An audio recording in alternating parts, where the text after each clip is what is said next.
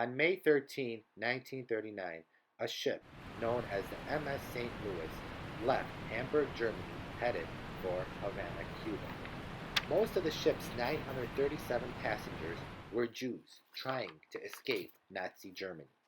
Even though World War II had not yet started, the groundwork for the Holocaust had already been established in Germany, the place where the Jewish people faced political persecution, discrimination, and continuous harassment.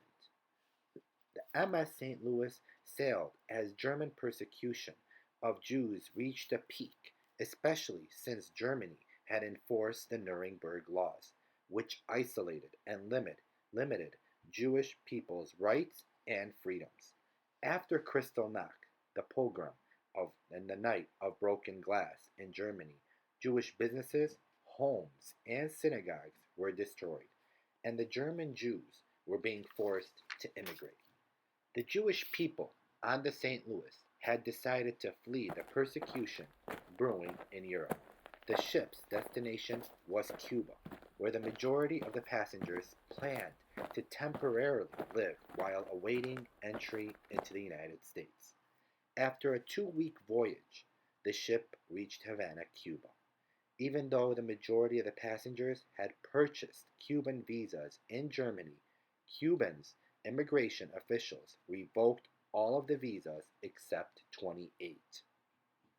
The passengers awaited aboard the ship for a whole week, as various passengers established a committee and begged Cuba's president and then Franklin Roosevelt to grant them sanctuary.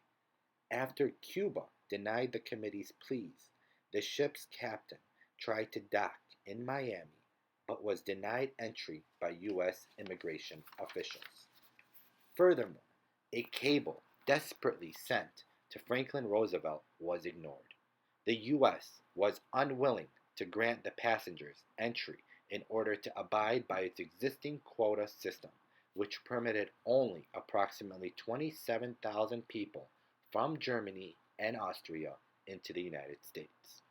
A State Department official notified the ship's passengers through a telegraph that, quote, they must await their turn on the waiting list and qualify for and obtain immigration visas before they may be admitted into the United States, end quote. In a desperate last attempt to save his passengers, the captain of the MS St. Louis applied to land in Canada, but its prime minister refused to consider the idea. Canadian immigration officials quoted as saying, quote, if these Jews were to find a home in Canada, they would be followed by other shiploads. The line must be drawn somewhere, end quote. On June 6, 1939, 24 days after the St. Louis initially left Europe for Cuba, the ship reversed course and returned to Europe. When back in Europe, some European countries offered passenger refuge, such as 181 in Holland, 224 in France, 228 in Great Britain, and 214 in Belgium. The problem was, however, that most of these countries were now occupied by Nazi Germany. The world's refusal to accept the refugees onto their shores led to the internment and ultimately the death of the majority of the passengers in Nazi extermination camps.